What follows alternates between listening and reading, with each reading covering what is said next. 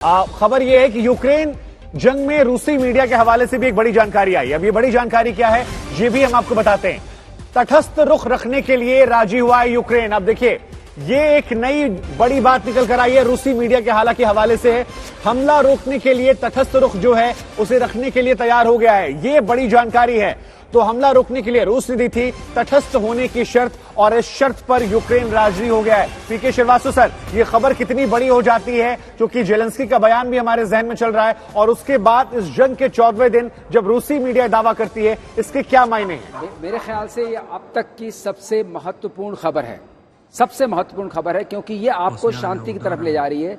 ये खबर ये बताती है कि थोड़ी सी नरमी प्रेसिडेंट जेलेंस्की के स्वभाव में या उनके विचारों में आई थी, क्योंकि अब तक जो उनके अंदर आप वो गर्मी देख रहे थे या उनके उतना उछाल देख रहे थे, उस तरह की बातें देख रहे थे, उन्होंने डिपेंडेंस की थी नाटो पर और नाटो और यूएस पर डिपेंड होकर के वो अपनी सारी बातें कह रही थी। आज जो सामने आया है कि यूएस ने भी कहा है कि हम MiG-29 को प्रैक्टिकली आपके यहां नहीं भेज सकते हैं। एक तरफ से इनिशिएटिव रशियन आर्मी का भी आया है कि उन्होंने जो साउथ वेस्ट में जाने की कोशिश की और वहां से उसको कवर कर रहे हैं, कट ऑफ कर रहे हैं। नहीं, लेकिन सर ये खबर न्यूट्रल होने की कितनी ज्यादा बड़ी हो जाती है जब रूसी मीडिया ये कहती है। बिल्कुल बिल्कुल। क्या ये आज के दिन की या इस जंग के लिहाज से अब तक की सबसे बड़ी खबर है? शुभांकर, अगर आप रूट कॉज एनालिसिस में जाएं तो आपको यही समझ में आएगा जो अभी कोई कर नहीं रहा है क्योंकि लड़ाई शुरू हो चुकी है, कि आखिरकार रूस की सेना यूक्रेन के अंदर घुसी क्यों।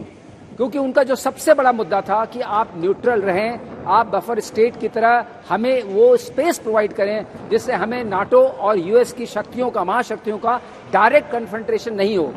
अगर ये बात वो मान लेते हैं तो ये सारी की सारी बात जो है अपने आप में सिमटती सी नजर आती है। अब ये सवाल उठेगा कि आज तक जो हानि हुई है, आज तक जो इसके लिए जिम्मेदार कौन है? बिल्कुल सवाल उठेगा। विशंबर दयाल सर, अब मेरे को दो बयान याद आ रहे हैं। एक जेलेंस्की के बयान कल आया था जिसमें वो कह रहे थे कि हम यहां पर मौजूद हैं, ये मेरा ऑफिस है, हम लड़ेंगे, आखिरी सांस तक लड़ेंगे। एक और स्टेटमेंट आ रहा है जिसमें कहा जा रहा है कि देखिए नेटो नहीं आएगा, मुझे ऐसा राष्ट्रपति नहीं बनना है। उसके बाद जब रूसी मीडिया ये दावा करती है तो ये खबरें कितनी बड़ी हो जाती हैं 14वें दिन, क्योंकि बहुत अहमियत रखता अगर वो न्यूट्रल होने की बात मान जाते हैं। देखिए शुभांकर, हम बैटल इंडिकेटर्स रीड करते हैं और इससे पहले बैटल इंडिकेटर्स क्या है? बैटल इंडिकेटर्स ये हैं कि हवाई जहाज उड़ रहे हैं लेकिन शहरों की बर्बादी नहीं कर रहे। बैटल इंडिकेटर्स हैं कि भाई बार बार रशियन फोर्सेज जो है 4-5 बड़े शहरों में सीज फायर करती है, पूरा दिन किसी किस्म की फायरिंग नहीं करती। बैटल इंडिकेटर्स ये हैं कि कीव पर प्रेशर रखा हुआ है कि इरपिन तक पहुंच गए, बूशा तक पहुंच गए। बैटल इंडिकेटर्स हैं कि और बार बार वार्तालाप हो रही है। बैटल इंडिकेटर ये है कि दोनों फॉरेन मिनिस्टर की पिछले 2 दिन से ये सुनने में आ रहा था कि वो जाएंगे इस्तांबुल या कैपिटल ऑफ जो अपनी टर्की में जाएंगे।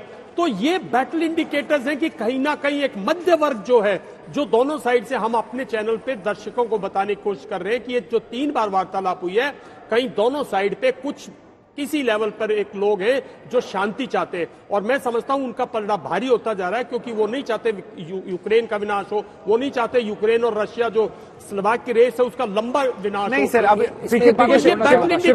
और अगर ऐसी चीज आती है, अब ये मेंटल प्रेशर मैं आऊंगा सर। देखिए, लेकिन एक बार दर्शकों को फिर बताते हैं कि दरअसल ये खबर क्या है।